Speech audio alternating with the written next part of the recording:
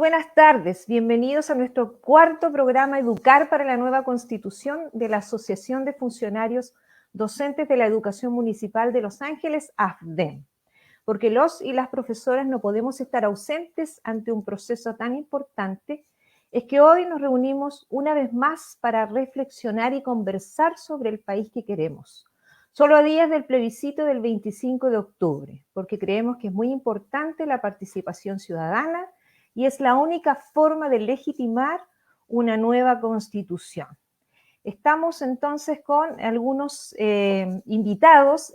Vamos a partir saludando a los de la casa. Así que, primero que todo, vamos a saludar a nuestro presidente de la Asociación de Funcionarios, Juan Manuel Bustamante Michel. Bienvenido, Juan Manuel. Hola, Catita, muchas gracias y contento de estar acá porque sé que estamos haciendo una real y verdadera aporte a los ciudadanos. Así es. Bueno, para quienes nos siguen, recordarles que estamos a través del Facebook Live y además a través del YouTube. Estamos estrenando nuestro canal de YouTube, Asociación de Docentes. Nuestro siguiente invitado es nuestro director de Bienestar, Alex Álvarez Bucarey. Bienvenido, Alex, a nuestro programa. Muchas gracias, Catita. Bienvenido a todos los que nos están siguiendo en la página de Facebook y del canal de YouTube. Así que un abrazo gigante en la distancia y con un tremendo invitado que tenemos. Así que dar las gracias por esta iniciativa y por el fin que tenemos como asociación de AFDEM, Educar para la Nueva Constitución. Muchas gracias. Saludar también a nuestro asesor jurídico, Juan Francisco Arellano. Bienvenido, Juan Francisco. Hola, buenas tardes a todas las personas que nos están oyendo. Muchas gracias por la invitación y muchas gracias también por el tremendo invitado que tenemos hoy día. Bueno, saludar a nuestro gran invitado, ¿cierto? Él es profesor de Educación Física, magíster de Educación, nuestro colega, dirigente nacional del Colegio de Profesoras y Profesores, Mario Aguilar Arévalo. Bienvenido, Mario. Gracias por estar con nosotros el día de hoy. Gracias, Catherine. Gracias a todos ustedes por esta invitación. Juan Manuel, Alex y Juan Francisco, los saludo muy fraternalmente y acá disponible a conversar estos temas que nos interesan. Bueno, te vamos a hacer las preguntas que le hacemos a todos nuestros invitados. Son 4 preguntas bases que son bastante simples y tú las puedes refundir a lo mejor en una sola respuesta. La primera es: ¿por qué el cambio de constitución? ¿Cuáles son las opciones y sus diferencias? ¿Por qué no una asamblea constituyente? ¿Y tuvo alguna incidencia el estallido social para que se convocase a un cambio de constitución? Esas son las preguntas que tenemos para ti. Queremos que tú nos contestes. Bueno, ¿por qué un cambio de constitución? Porque evidentemente nosotros estamos regidos por una constitución que es absolutamente ilegítima en su origen, primero, hecha en dictadura, diseñada por la dictadura, con nula participación de la ciudadanía, obviamente en tiempos que ni siquiera habían elecciones, pero además una constitución que lo que hace es blindar y ponerle candados a cualquier modificación al modelo que se ha instalado en Chile por tantas décadas ya. Y voy a poner un ejemplo práctico de por qué es necesaria una nueva constitución, porque la gente, he visto alguna propaganda del rechazo en donde dicen no es necesario cambiar la constitución para dar cabida a las demandas que se han levantado en la ciudadanía de Chile. Hace poco, hace unas semanas atrás, se votó el proyecto de ley que suspendió la evaluación docente este año, se aprobó, pero ese proyecto tenía 2 aspectos: tenía suspensión de la evaluación docente y suspensión del CIMSE, que el CIMSE es bastante absurdo que se pueda hacer si no están funcionando los colegios, pero como hay negocio asociado al CIMSE, hay un presupuesto que es muy jugoso, son 22.000 millones, y hay contratos con empresas, etcétera, es muy apetitoso el tema del CIMSE. Entonces igual se quiere hacer, mostrarle, ahí le están buscando la forma para que igual se haga. Entonces se votó la suspensión del CIMSE en este año 2019 y tuvo 21 votos a favor en el Senado que se suspendiera y 9 en contra. Y sin embargo no se aprobó. ¿Por qué? Porque como es ley de rango constitucional, una medida, un cambio tan absurdo, tan menor, digamos, no absurdo, pero ningún cambio de fondo, suspender este año por la pandemia, o sea, ningún cambio tan trascendente, no se aprobó porque no tuvo el quórum. La Constitución está llena de candados de ese tipo. Si queremos recuperar los recursos naturales, si queremos reponer a la educación como un derecho social y terminar con el mercado de la educación, si queremos recuperar la salud, si queremos recuperar el litio, el agua, cambiar la previsión, en la actual Constitución no es verdad que sea posible porque van a estar siempre estos candados que pone la Constitución.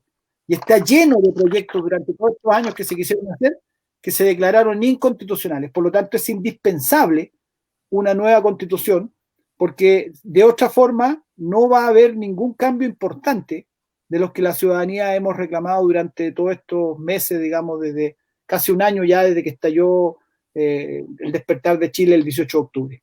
¿Cuál es la otra pregunta? La otra pregunta dice, ¿cuáles son las opciones y sus diferencias? Bueno, lo que se está ofreciendo es la convención mixta, que es un órgano constituyente conformado por actuales parlamentarios que elegiría el mismo parlamento, y por otra parte, una mitad de constituyentes elegidos por votación. Obviamente, eso sería manejado absolutamente por los partidos y de ninguna manera es una salida democrática ni es lo que ha demandado el pueblo, porque además el Parlamento hoy día no tiene legitimidad, no tiene confianza de la ciudadanía, por lo tanto, claramente esa no es una opción válida. La otra opción, que es la Convención Constitucional, establece un órgano que es 100% electo en una elección, hecha por candidatura al mismo formato que se hace en la elección de parlamentarios, es decir, básicamente con candidaturas desde los partidos políticos. A nosotros no nos conforma esa opción porque no es propiamente una asamblea constituyente, lo hemos dicho, pero son las dos que están en el voto,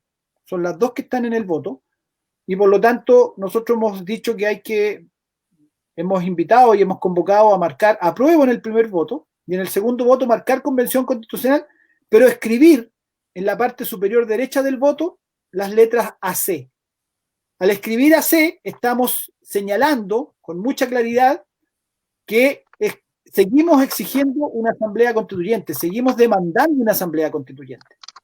Porque ¿qué es lo que es la asamblea constituyente? Que me parece era la tercera pregunta que tú haces. Sí, ¿por qué no una asamblea constituyente? Una asamblea constituyente es justamente ¿en qué se diferencia de la famosa convención constitucional, según nuestro parecer?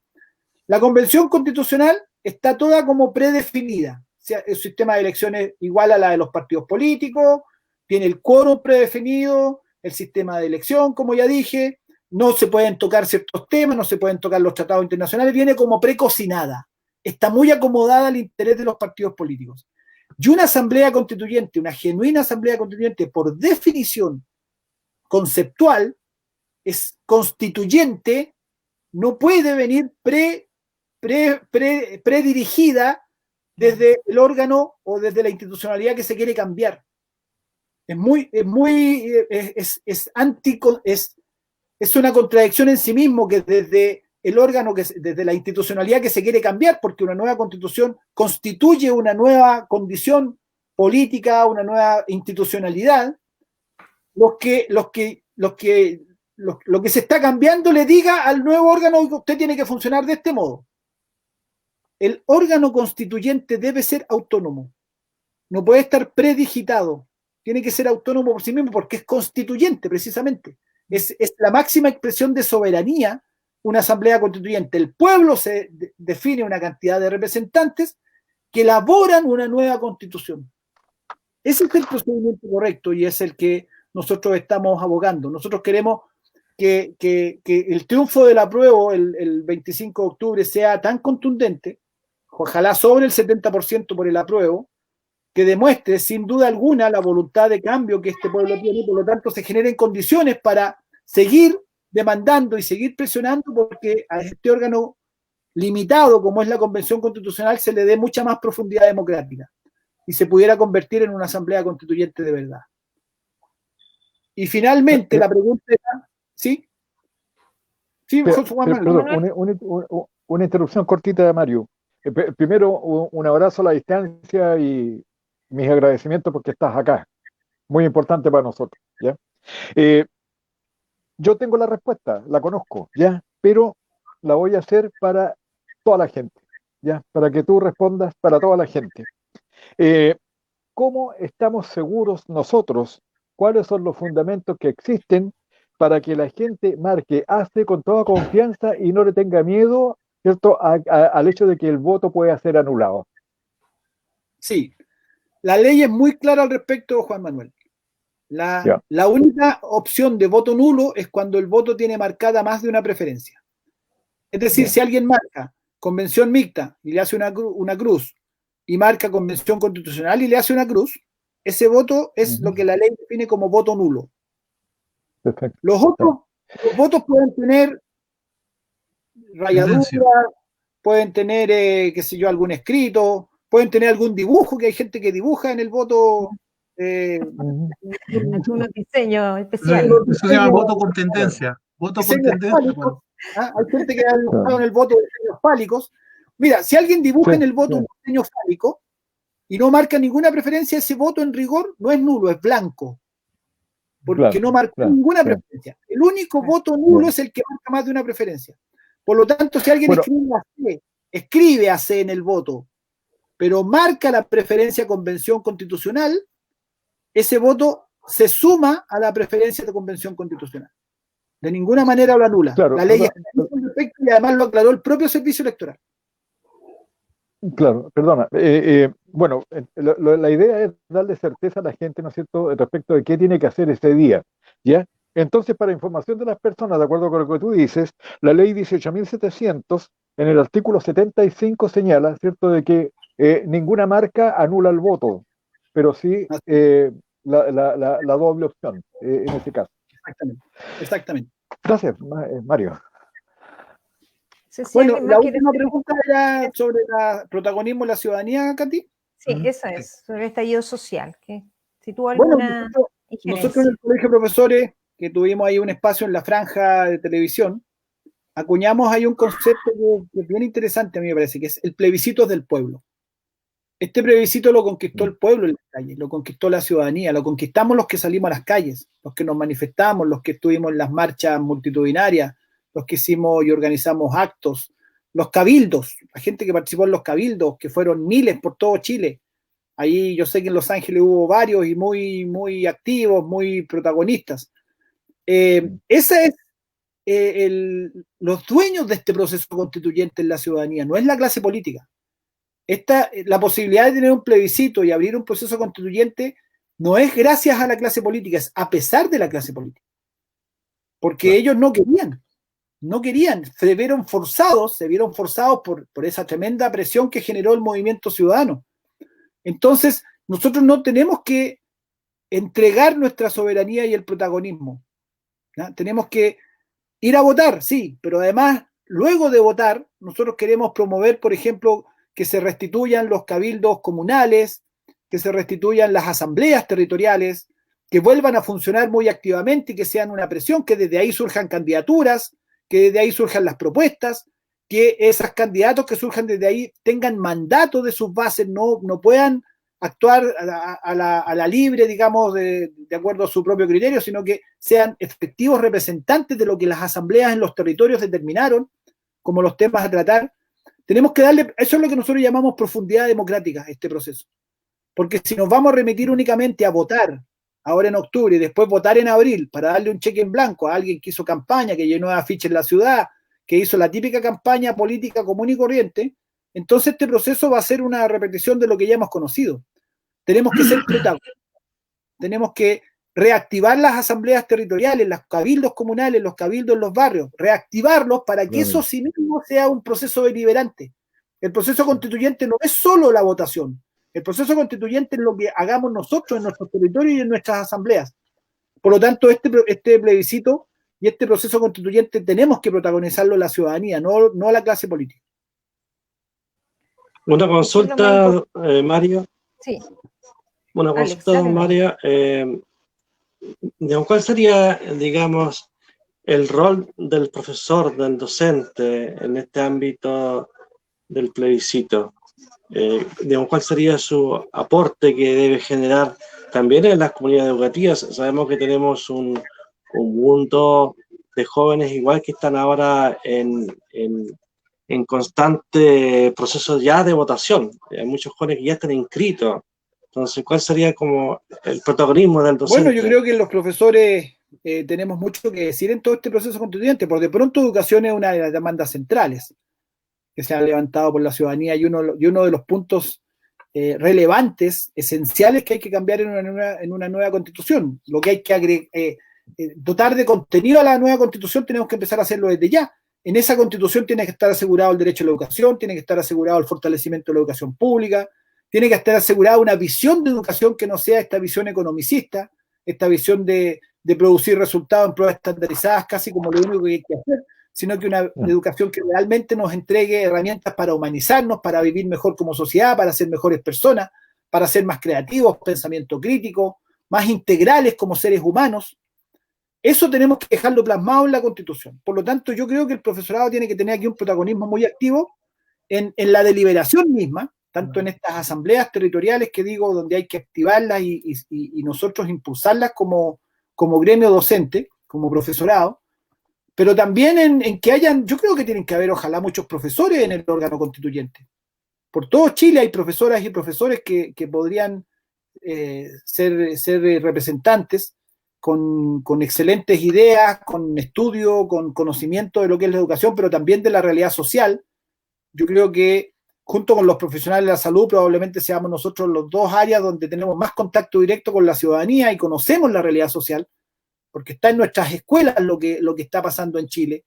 En nuestras escuelas sabemos lo que es la cesantía, sabemos lo que son las carencias, sabemos los problemas que tienen las familias, sabemos del narcotráfico, sabemos de todo lo que ocurre en el país, porque las escuelas son el país mismo, como es lo que ocurre también en los consultorios, por decir también los trabajadores de la salud. Entonces, yo creo que nosotros tenemos que ser muy, muy protagonistas de todo este proceso, en este proceso de deliberación en los territorios que se tiene que dar, pero también yo creo que con representantes dentro del órgano constituyente. Una consulta, don Mario. En primer lugar, saludarlo. Muchas gracias por estar acá.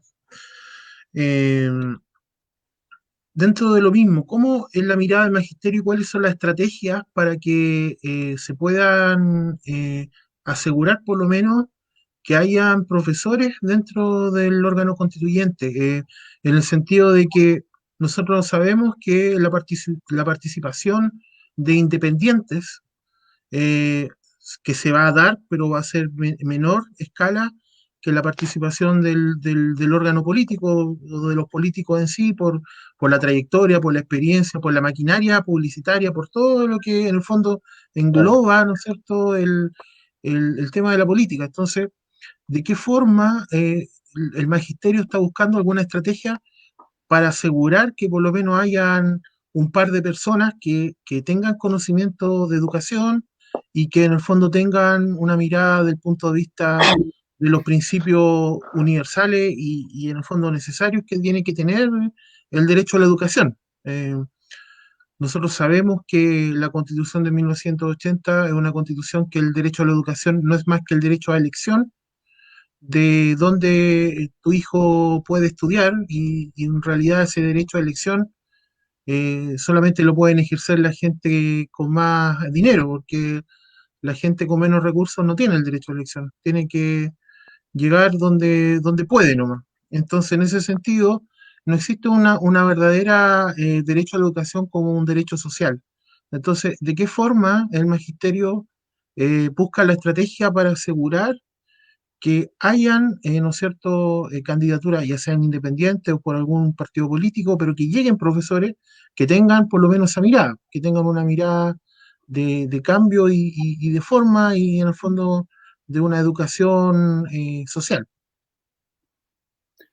Sí, es por cierto una posibilidad real, pero yo creo que dos no. Yo estoy pensando que por todo Chile haya profesores y profesoras que sean muy, muy activos y por lo tanto se ganen la confianza de la gente para ser elegidos en el órgano constituyente.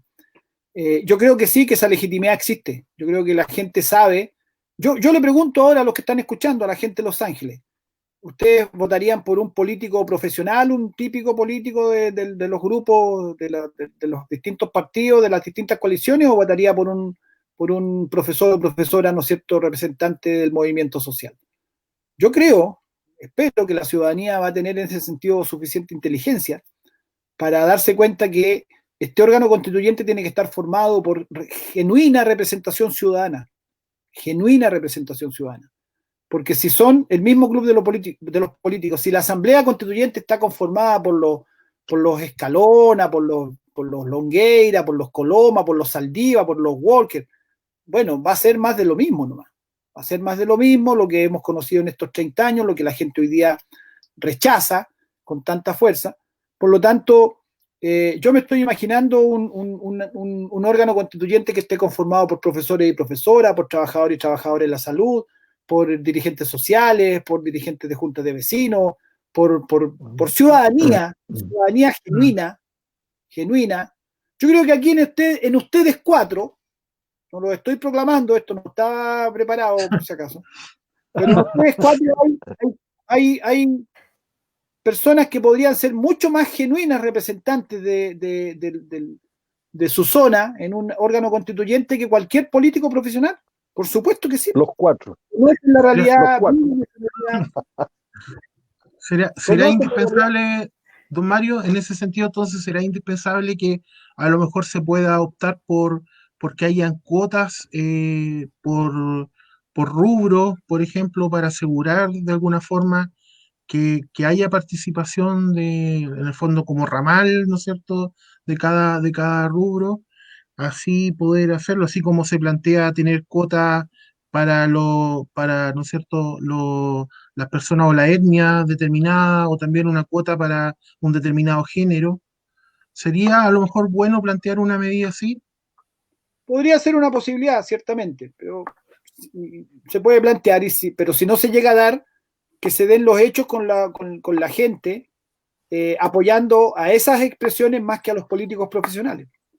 Entonces, por un lado o por otro, pero que efectivamente sea el movimiento social y la ciudadanía la que esté representada en ese órgano constituyente.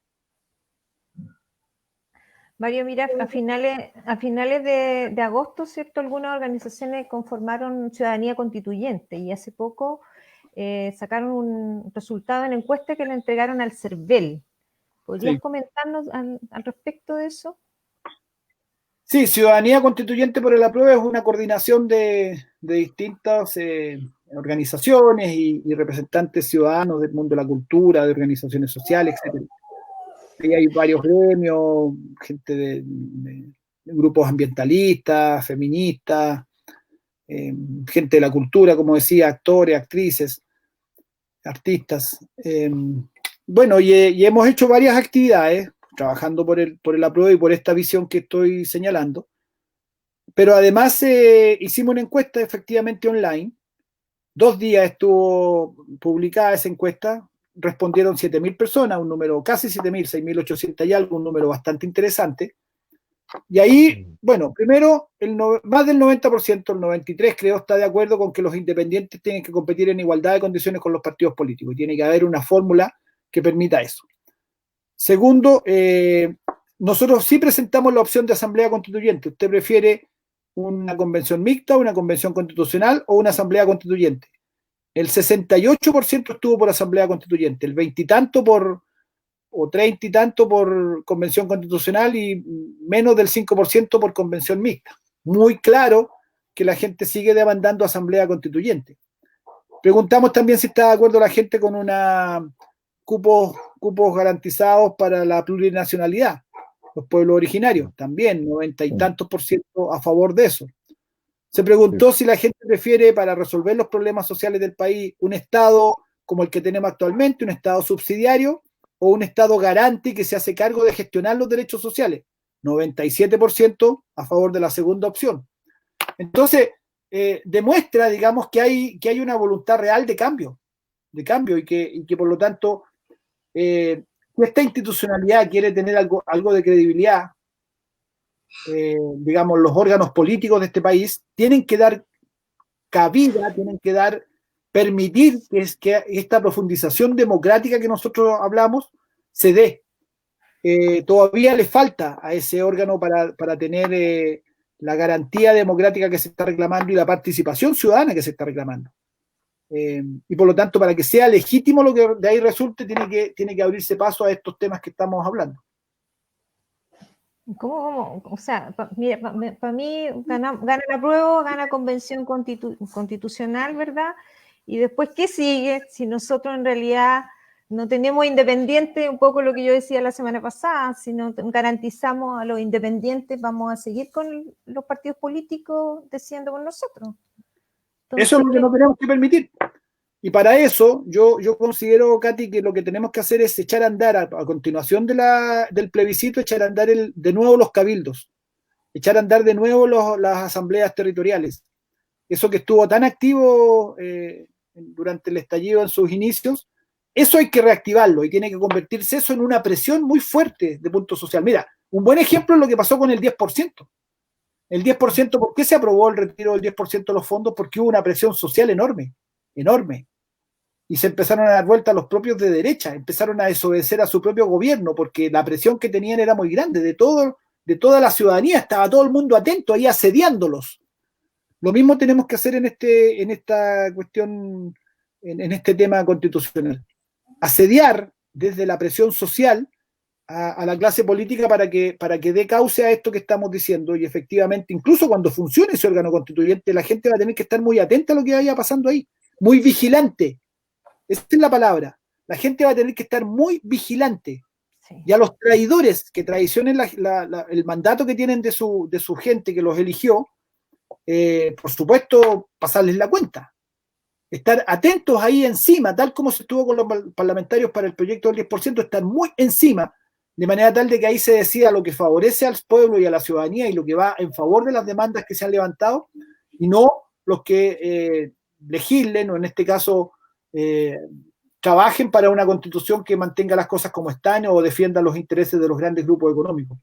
Esa vigilancia del pueblo es muy importante que se mantenga muy activa, y por lo tanto, a tu pregunta, lo primero que me parece muy importante es reactivar ese protagonismo ciudadano que se tuvo y que la pandemia detuvo, porque no fue porque la gente quiso, se detuvo por la pandemia, ¿no es cierto? Esto, incluso muchos de esas asambleas territoriales se reconvirtieron en ollas comunes y han estado en otras tareas, pero eso hay que de nuevo volverlo al cauce del proceso constitucional, porque eso es muy importante para lograr los cambios que se pretenden. Mira, yo como sigo las redes sociales, me interesó mucho el grupo de estudios para la soberanía popular. He estado atenta a eso, pero me gustaría que tú le contaras acá de qué se trata ese grupo. Bueno, es un grupo que se nos ocurrió convocar con el profesor Gabriel Salazar. Yo con él converso harto, somos bien amigos. Y veíamos que hacía falta también estudiar, o sea, producir algunas propuestas en el tema constitucional, entregar aportes al debate constitucional, y se generó un grupo, empezamos a invitar a algunas personas, estudiosos, académicos, gente del mundo social también, para trabajar esto. Y bueno, en eso estamos, digamos, es un grupo de estudio tal cual, grupo de estudio, de reflexión en torno a estos temas constitucionales, a la soberanía popular.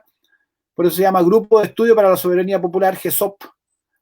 Y somos como unos 15 más o menos, gente de distintos mundos, que estudiamos ahí los distintos temas y pretendemos aportarle al proceso constituyente un producido, digamos, de propuestas en los distintos campos. Se está trabajando en educación, en salud, en seguridad. Hay grupos de trabajo que están ahí trabajando en distintos temas para poner a disposición de la discusión constituyente un aporte en ese campo más de las ideas. A eso mismo, don Mario, me gustaría consultarle, ahondando el tema ya de lleno en los cambios que se podrían hacer a la Constitución del 80, o sea, en realidad los cambios que se deberían hacer en la nueva Constitución. Aquí no estamos reformando la Constitución del 80, estamos creando una nueva.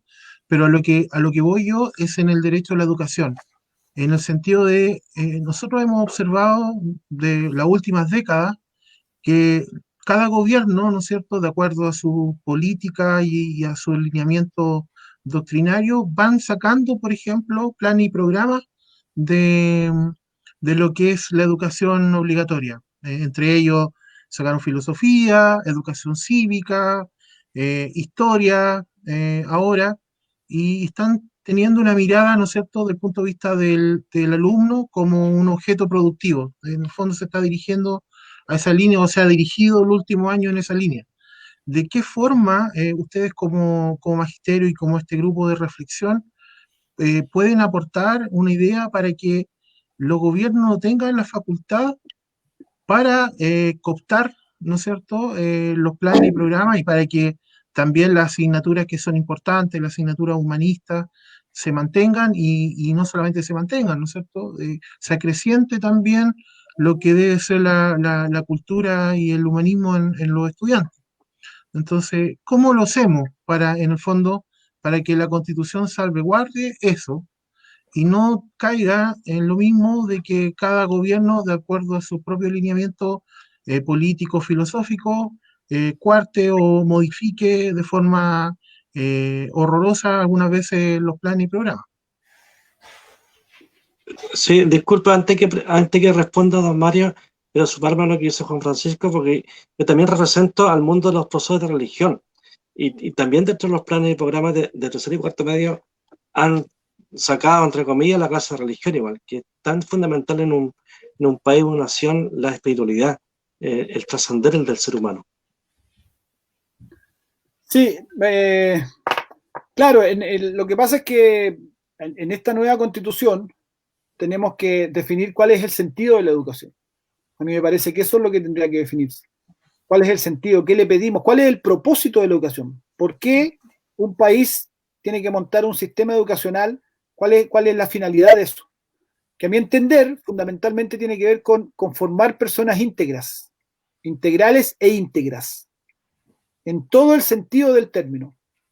¿Ya? Integrales, es decir, que desarrollan todas sus capacidades. De hecho, la etimología de la palabra educar viene de educere, que significa extraer, algo que está en el ser humano y hay que hacerlo que aflore, como cultivarlo, ¿no es cierto?, que se desarrolle, un potencial que está en todos los seres humanos.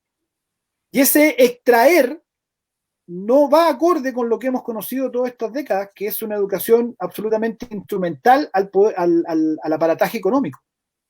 La educación no puede estar al servicio del aparataje económico.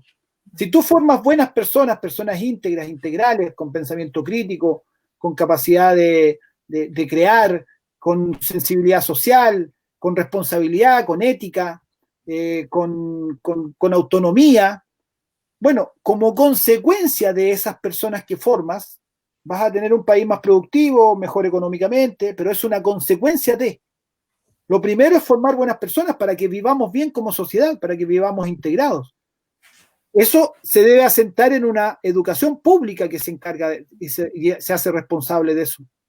Una educación, por lo tanto, inclusiva, integradora, una educación que se desarrolla en base a escuelas democráticas, donde todos participamos de las decisiones, ¿ya? No la escuela autoritaria, no la escuela gerencial que propone este sistema actual, y en donde en el ser humano se desarrolla todas sus capacidades.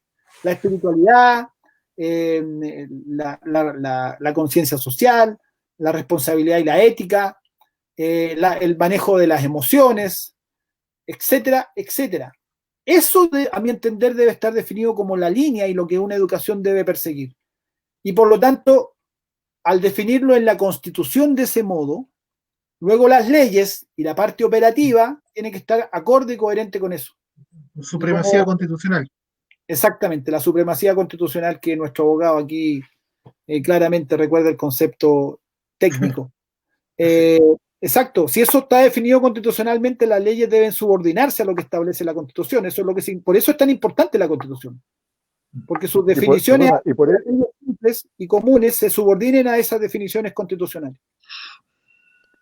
Y por eso es importante que la ciudadanía entienda que la constitución política es verdaderamente importante, porque fija las líneas de acción para el Estado respecto de las condiciones y garantías que tiene que darle esa sociedad.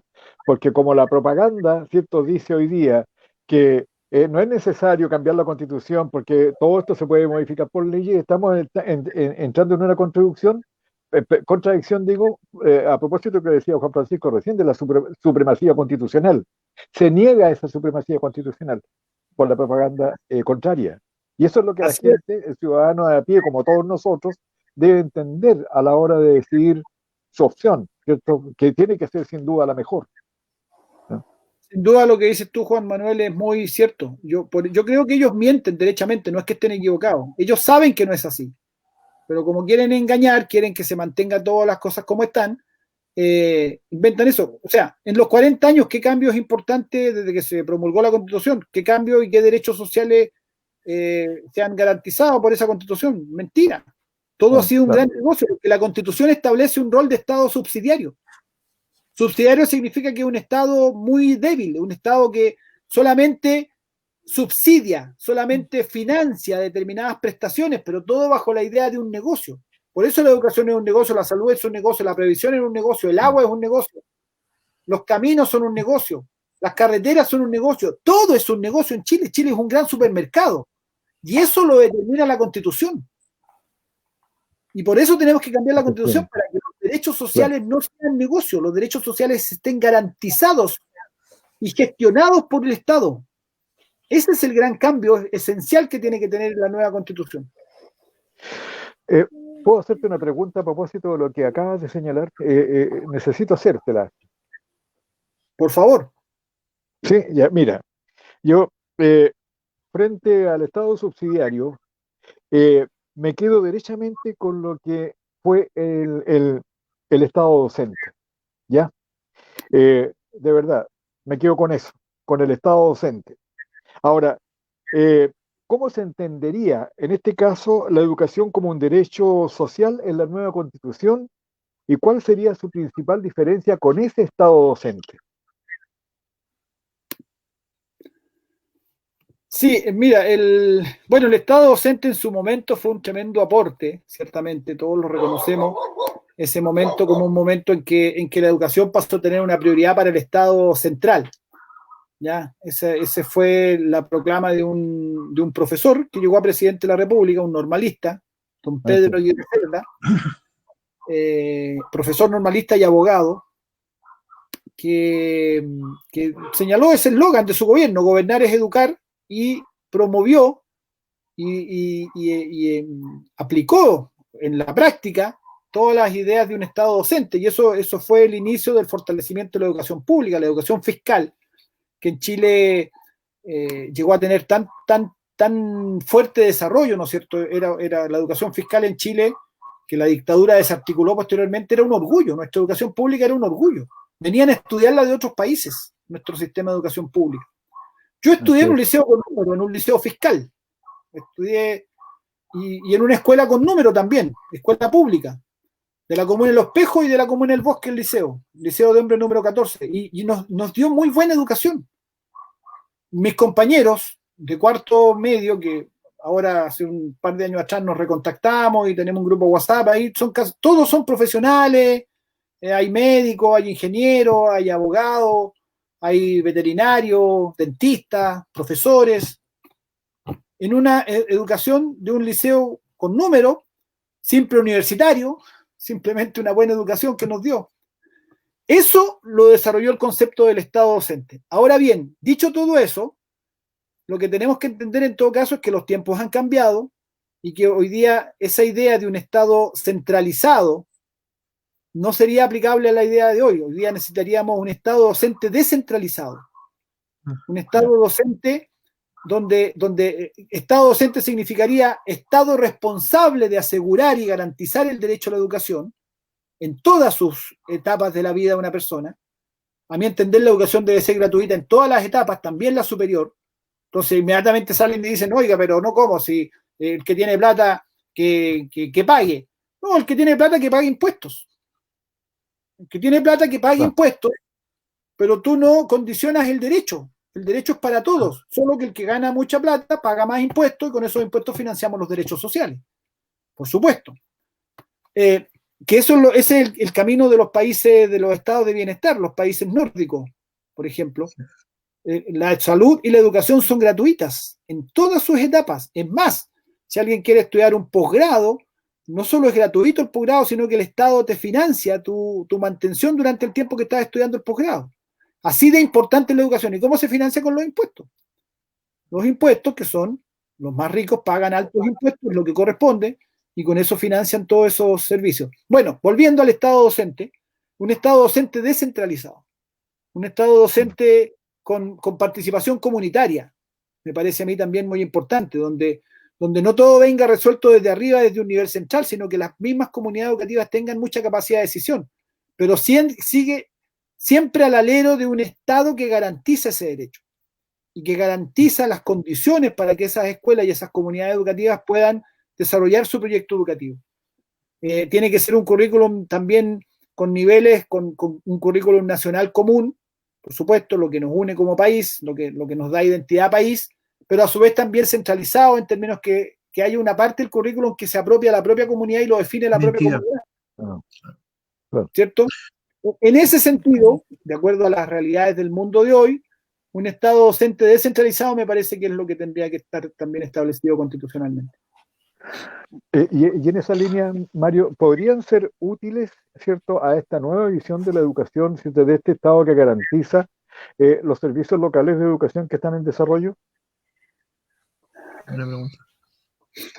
Yo creo que no mucho, salvo que hubiera una reconversión grande, digamos. Nosotros fuimos críticos de los servicios locales de educación, de la ley de nueva institucionalidad, de la nueva educación pública, digamos. ¿Ya? La institucionalidad que estableció la ley de la nueva educación pública. Fundamentalmente porque sigue estando al alero del Estado subsidiario. Y lo que hizo la nueva educación pública fue cambiar al administrador del modelo educacional, de alcaldes a servicios locales o de municipios a servicios locales, pero para seguir administrando el mismo modelo. Ese es el problema fundamental que tiene esa normativa. Sigue siendo gerencial en el fondo del tema. Sigue siendo gerencial y sigue siendo sostenedor. No es el Estado el que está a cargo de gestionar la educación pública, sino administrativo. Sigue entregando la administración a un ente, en este caso los servicios locales, pero al cual solo le entrega financiamiento. Entonces, cambió al administrador del modelo, pero siguió siendo el mismo modelo.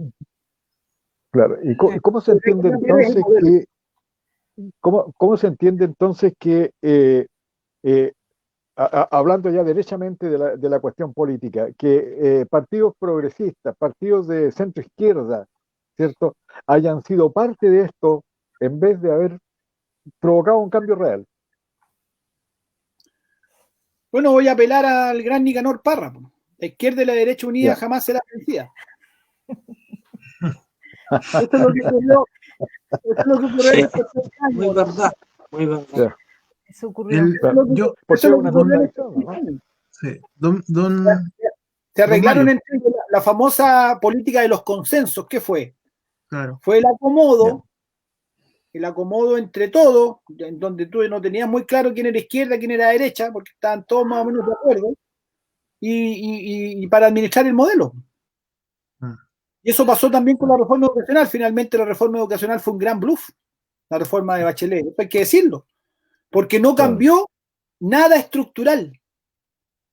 Nada estructural. ¿Siguió exactamente el mismo modelo o no es lo que reclamamos nosotros en nuestro paro largo el año pasado? Sí. Claro que sí.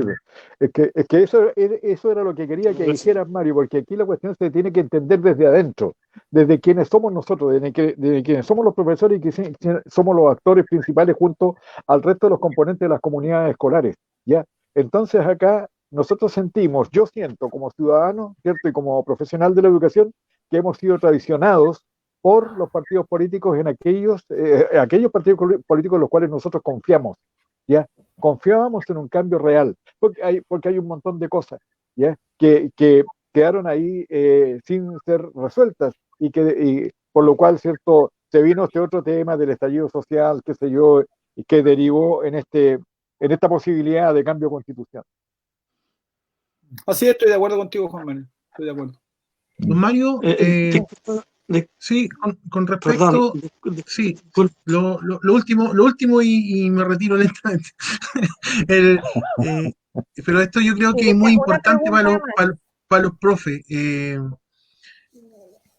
Desde el punto de vista del derecho constitucional y lo que se puede hacer en la Constitución, ¿cómo mejoramos este incierto que tienen los profesores de la evaluación docente y en realidad más que la evaluación docente, el proceso, ¿no es cierto?, de validación del docente en su trabajo? ¿Cómo desde el punto de vista del trabajo que se tiene que hacer en la Constitución mejoramos esto, de que no haya, que no sea una competitividad, ¿no es cierto?, atroz para los profesores y que sea una forma de que se puedan superar, ¿no es cierto?, en su técnica y en sus habilidades como docentes, pero que no sea como lo que ha planteado, o lo que se ha planteado hoy en día, donde los docentes tienen muchos problemas con la evaluación y tienen muchos problemas también con la forma en cómo se les mira desde el punto de vista de la competitividad que tienen entre ellos y también entre lo que pueden hacer y lo que no pueden hacer. Entonces, ¿cómo el magisterio, como usted, como representante del magisterio y como también participante de todos estos foros en los cuales está, puede mirar o puede pensar que se puede mejorar esto? Bueno, a partir de las definiciones que yo te hacía de lo que pienso que debiera definir una constitución en educación, vienen después las modificaciones legales para alinearse, ¿no es cierto?, con esas definiciones constitucionales.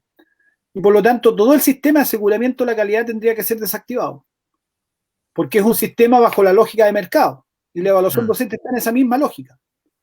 Por lo tanto, correspondería que el paso siguiente, luego de las definiciones constitucionales, aprobada la Constitución, sea la desactivación de aquello que no está en línea desde el punto de vista legal con esas definiciones.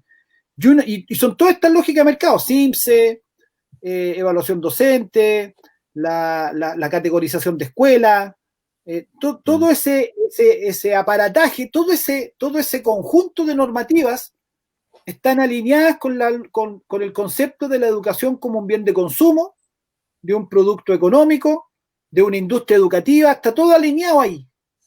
Y por lo tanto, queda desalineado con una definición como la que yo te daba de lo que es la educación y por lo tanto correspondería, y eso ya tendría que ser motivo del Parlamento y del gobierno que venga, le va a corresponder al gobierno que venga después de la nueva Constitución, le va a corresponder implementar las nuevas leyes que van a tener que estar alineadas con esa nueva definición. Por eso es tan importante participar y por eso es tan importante este proceso constituyente. Gracias. Disculpa, Catita. No hablo más. ¿Ya, Alex? Disculpa, Catita, disculpe, don Mario, pero tengo que hacer una pregunta de un colega que me lo realizó de manera interna y un colega del Liceo Técnico, se llama Eric Ferreira. Y fue una pregunta directamente relacionada con el colegio de profesores. La pregunta que dice el colega dice, tomando en consideración de la importancia de una nueva constitución, ¿no es cierto?, para poder avanzar en un proyecto más social, pero internamente el colegio de profesores tiene reglamentos y personas que frenan el avance de la unidad docente.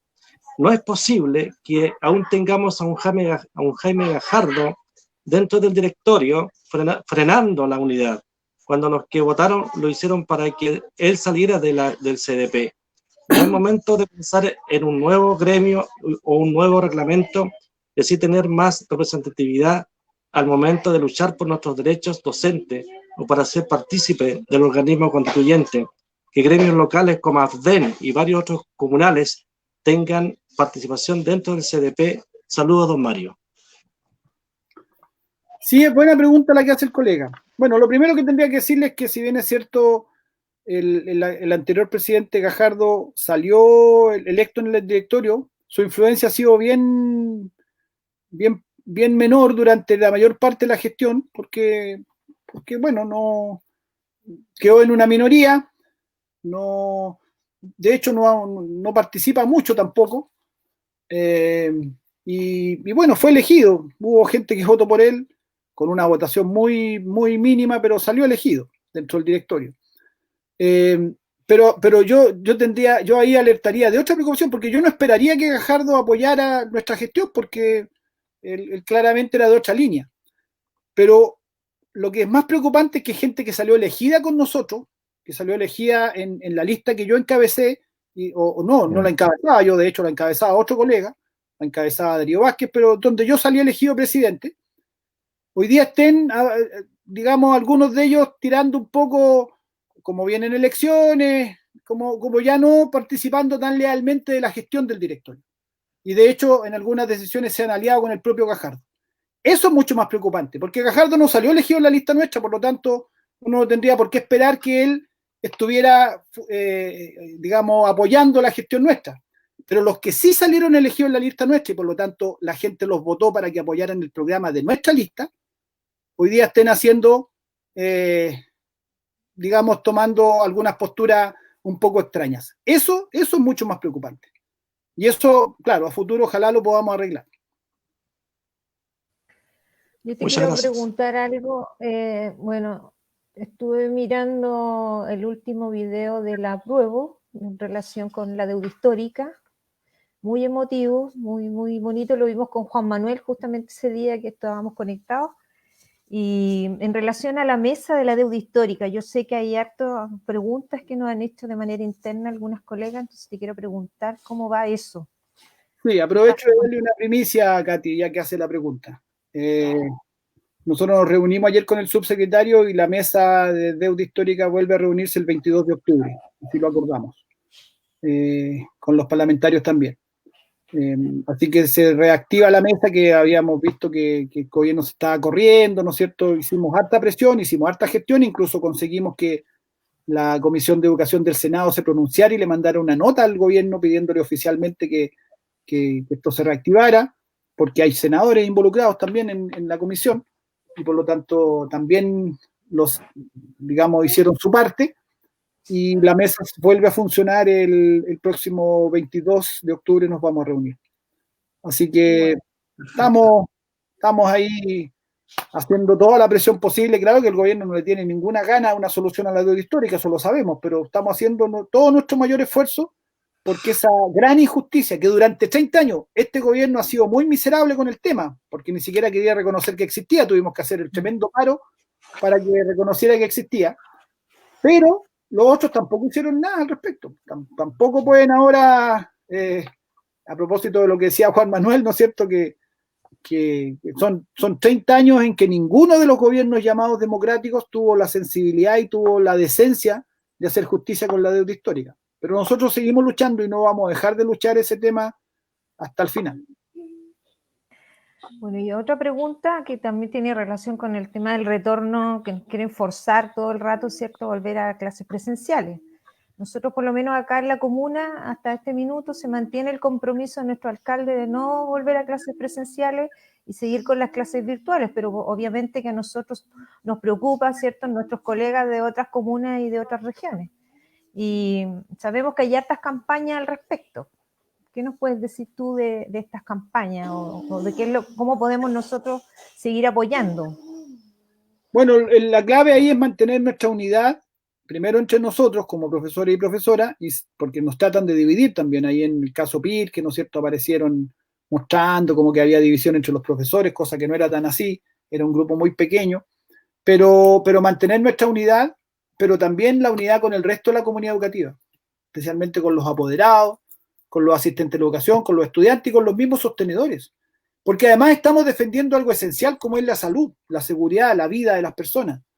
O sea, lo hemos dejado claro en todos lados. No es que no queramos volver a clase, por supuesto que queremos volver a clase, queremos recuperar nuestra vida, evidentemente, pero ese retorno tiene que ser cuando estén las condiciones y prepararlas con tiempo, prepararlas de manera adecuada. Yo lo he dicho en todos los tonos y lo he dicho públicamente y se lo he dicho al ministro.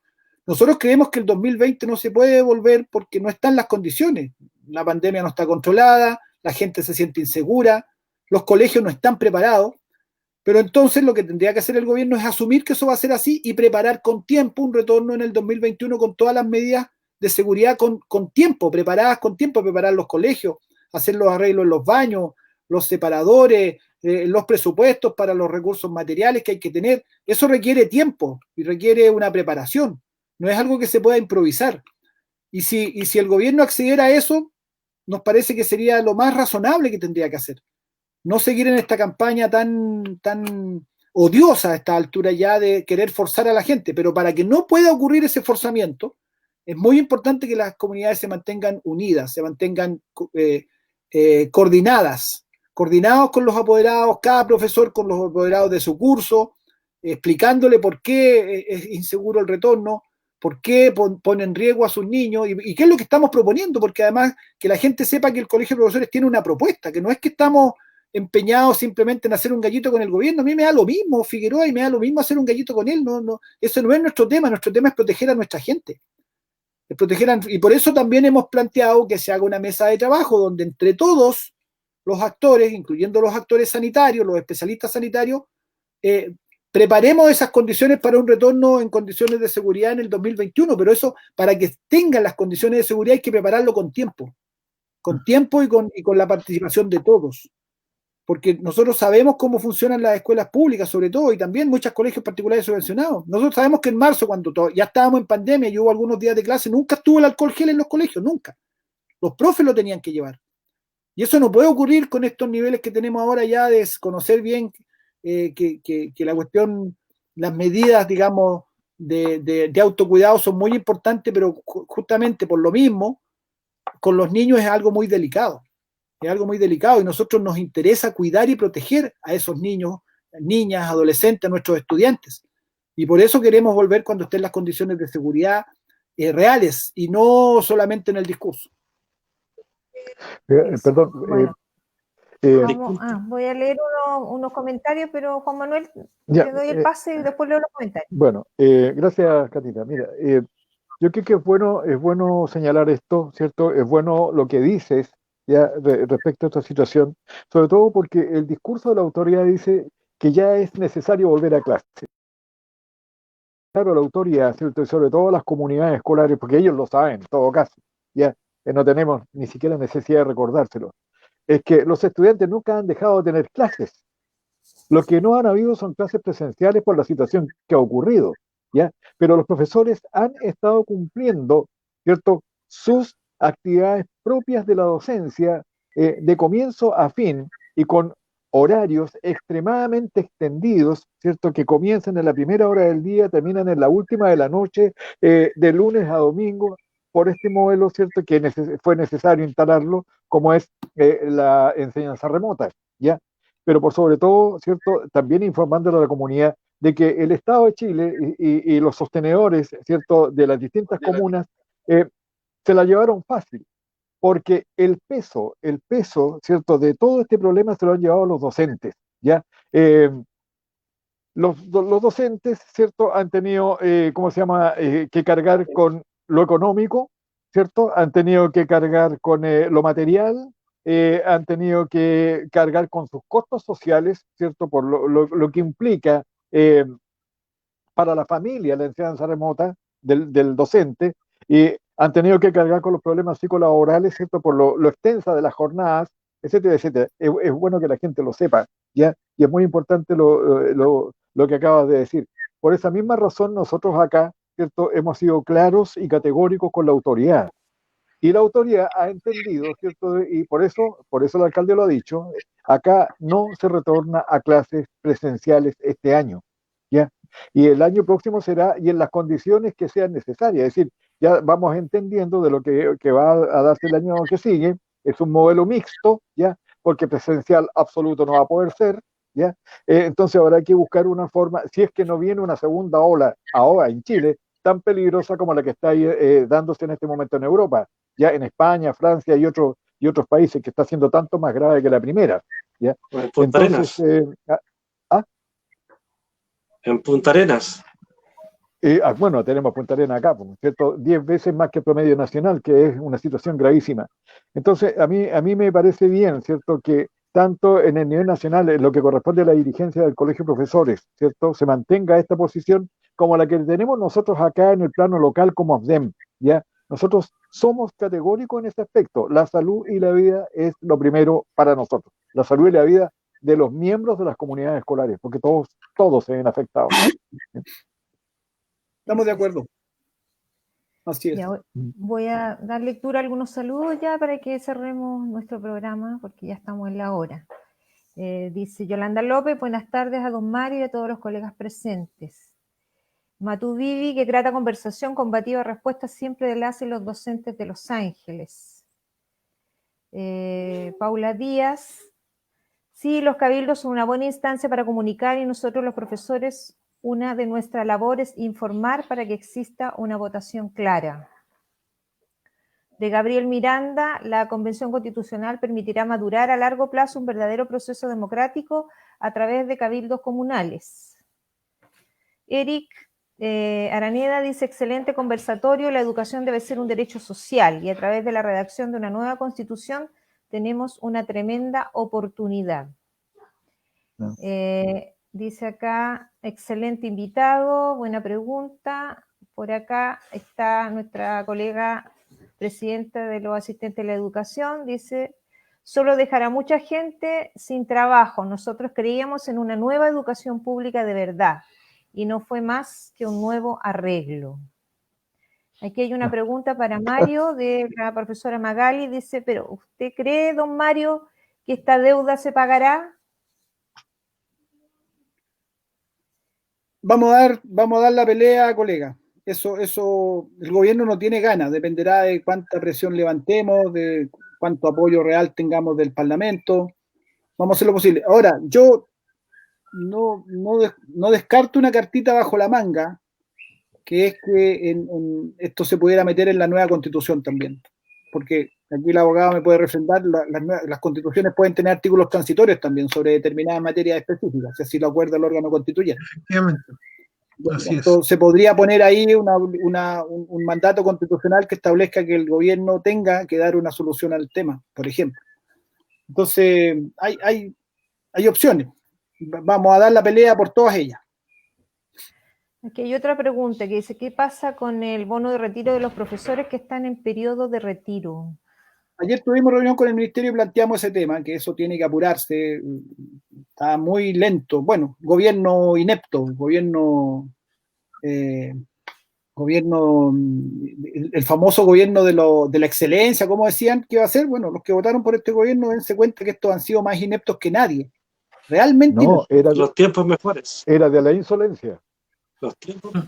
no era de excelencia, era de insolencia, claro, exactamente. Pero estamos ocupados del tema, colega, sí, estamos ocupados del tema para apurar eso. Bueno, vamos a darte las gracias, Mario, por tu tiempo, por compartir con nosotros este momento muy interesante. Sabemos que teníamos muchas preguntas más, pero no podemos hacerlas todas. Y bueno, nos despedimos, el tiempo pasó volando y agradecer también a Juan Francisco, Juan Manuel y Alex y a todos quienes nos siguieron el día de hoy en nuestro programa Educar para la Nueva Constitución. Deberíamos tener otra reunión porque quedaron muchas preguntas para poder conversar con don Mario. Sí, Oye, hay que citarlo. Tenía Habrá una otra sobre el incidente del puente y la subordinación de las Fuerzas Armadas y de orden al poder civil de manera real y efectiva. Tenía una ahí.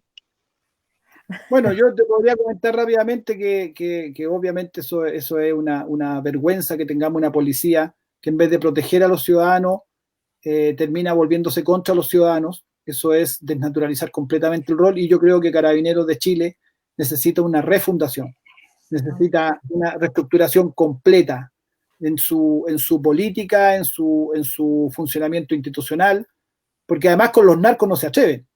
En las poblaciones que tienen tomadas los narcos no se atreven ni entrar, pero contra un adolescente que está protestando lo lanzan al río. Son una vergüenza realmente.